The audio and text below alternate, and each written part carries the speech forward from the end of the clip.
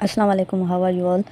सबसे पहले मुझे इस बात की खुशी हुई कि एक स्टूडेंट ने मुझे मैसेज किया कि मिस हमें टेंसेस नहीं आते, आप हमें टेंसेस पढ़ाओ।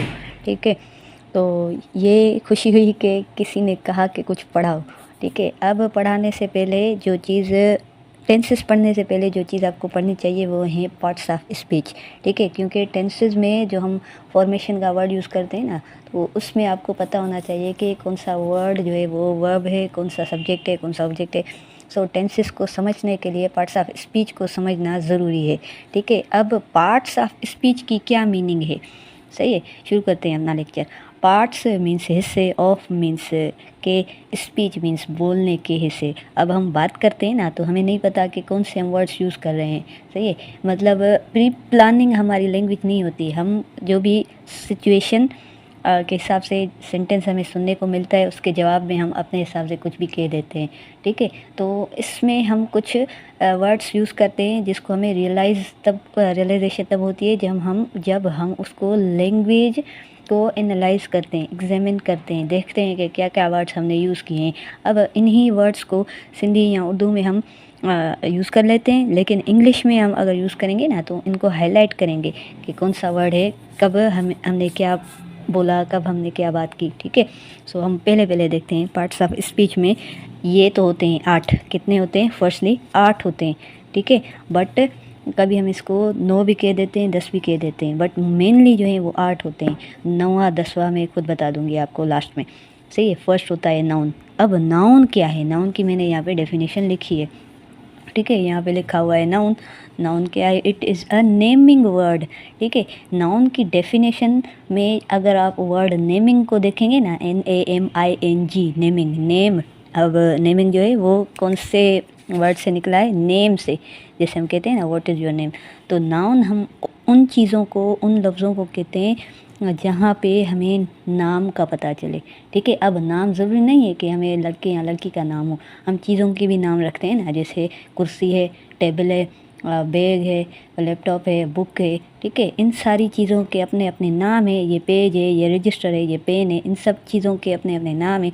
ठीक है, तो ये हमारे लिए नाउन है। क्या है? नाउन। नाउन को सिंधी में या उर्दू में कहते हैं इस्म।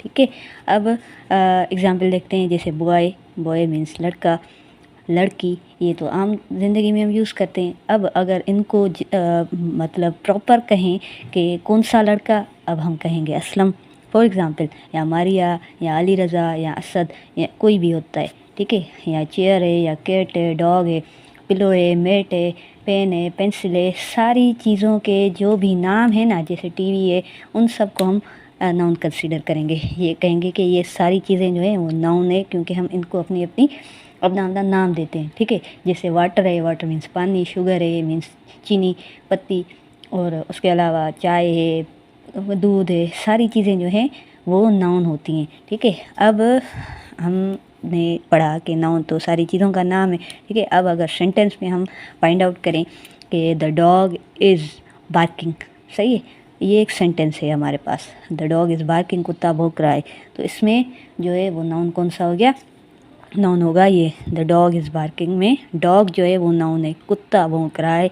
ठीक है, अब हमारे पास अगर दूसरा सेंटेंस है, the cat is sitting on the mat, सही है। मैट का क्या मतलब होता है? मैट हम कहते हैं किसी, हाँ, मैट हम कहते हैं, जैसे हमारे पास जाए नमाज होती है ना, उसको भी हम मैट कहते हैं।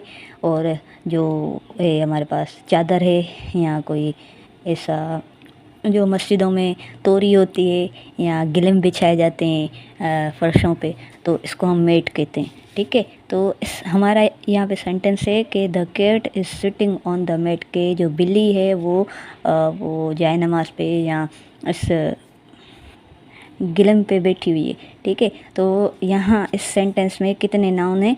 इसमें 2 नाउन हो गए। एक तो है बिल्ली, सही है, और दूसरा है गिलम या जाए नमाज। ठीक है, तो हम सिटिंग को हम नहीं कहेंगे कि ये नाउन है, इसको हम नहीं कहेंगे, ऑन को, द को नहीं कहेंगे, इनको हम दूसरा वर्ड कहते हैं।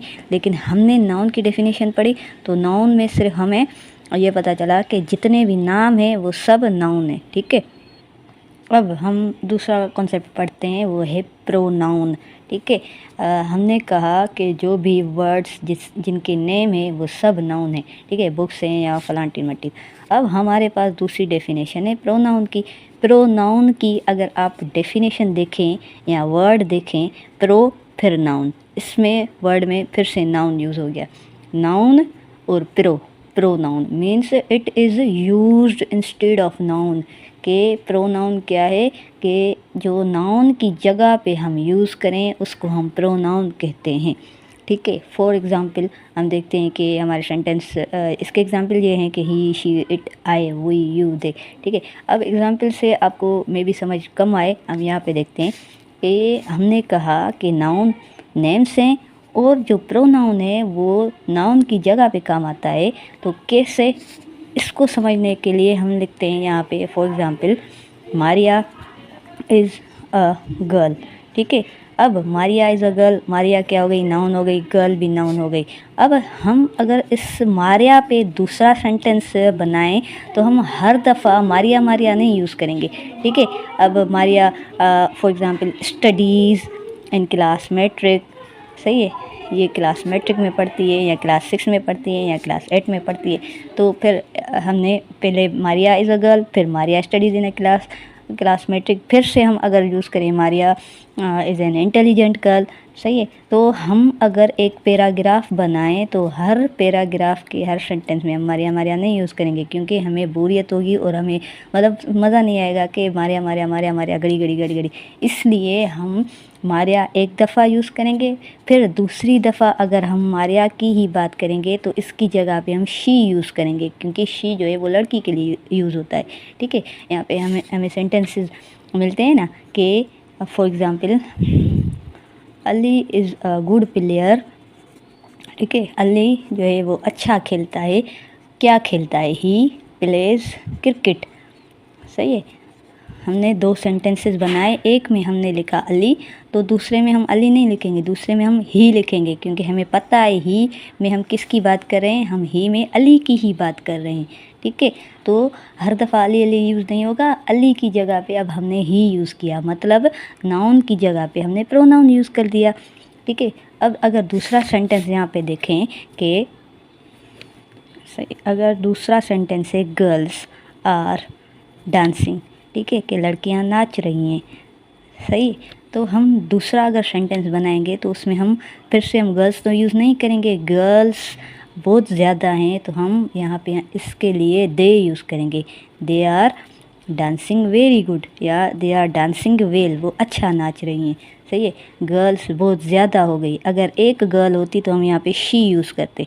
ठीक है, गर्ल होती तो शी, गर्ल्स है तो दे, सही है।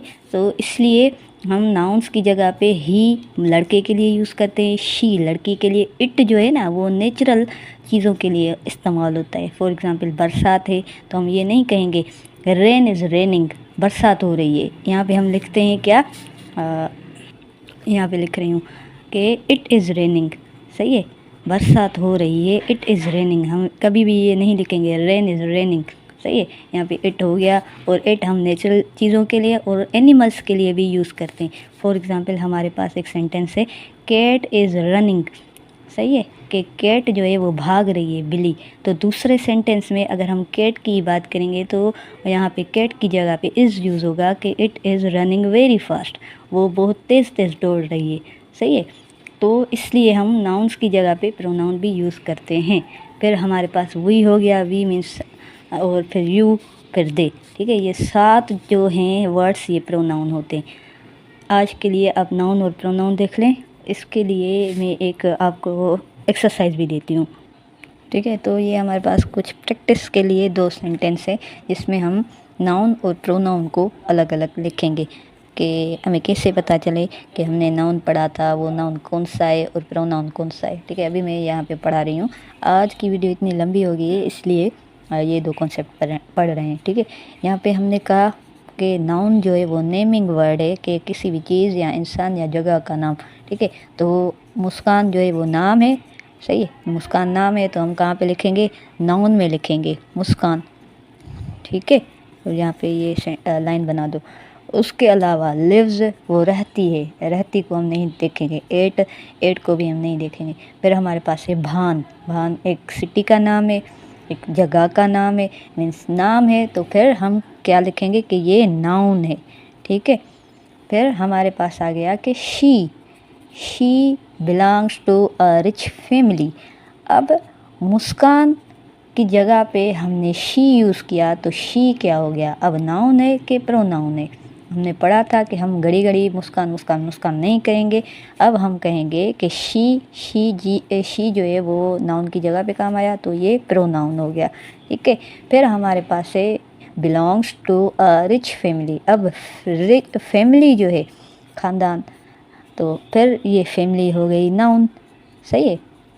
हम देख रहे हैं कि कितने नाउन एक सेंटेंस में यूज़ हो रहे हैं, सही है। ये एक सेंटेंस में 3 नाउन है और एक प्रोनाउन है, सही है। अब दूसरा सेंटेंस हम देख रहे हैं कि मिस नबीसा। अब नाम है मेरा, तो जाहिर सी बात है नाम है तो नाउन होगा, सही है। मिस नबीसा क्या है, नाउन है। अब आप स्टूडेंट हैं, आप सबके नाम है तो आप नाउन है। Is teaching English. अब इंग्लिश जो है सब्जेक्ट का नाम है, तो फिर ये नाउन हो गया, सही है। फिर she uses a blue pen, सही है, कि वो ब्लू पेन इस्तेमाल करती है, तो शी जो है शी फिर से हमारे पास प्रोनाउन हो गया। अगर मिस नबीसा नहीं होती, कोई लड़के का नाम होता, तो यहाँ पे हम ही यूज़ करते, ठीक है। मुस्कान भी लड़की थी तभी शी यूज़ हुआ, मिस नबीसा भी लड़की है तभी शी यूज़ हुआ, सही है। फिर uses a blue pen. Pen जो है वो चीज़ का नाम है, तो फिर हमारे पास पेन जो है वो आ गया क्या, नाउन हो गया, ठीक है। अब आपके माइंड में ये मे भी हो कि जो लास्ट वाला वर्ड है वो हर दफ़ा नाउन होता है, मे भी नहीं भी होता, ठीक है। लेकिन फर्स्ट वाला जो है अगर नाम है तो वो नाउन होता है, सही। फ़िलहाल के लिए इतना काफ़ी है, आप देख लें। फिर मैं आपको एक एक्सरसाइज देती हूँ होमवर्क के लिए, वो करके मुझे दिखाना, ठीक है। Thank you so much.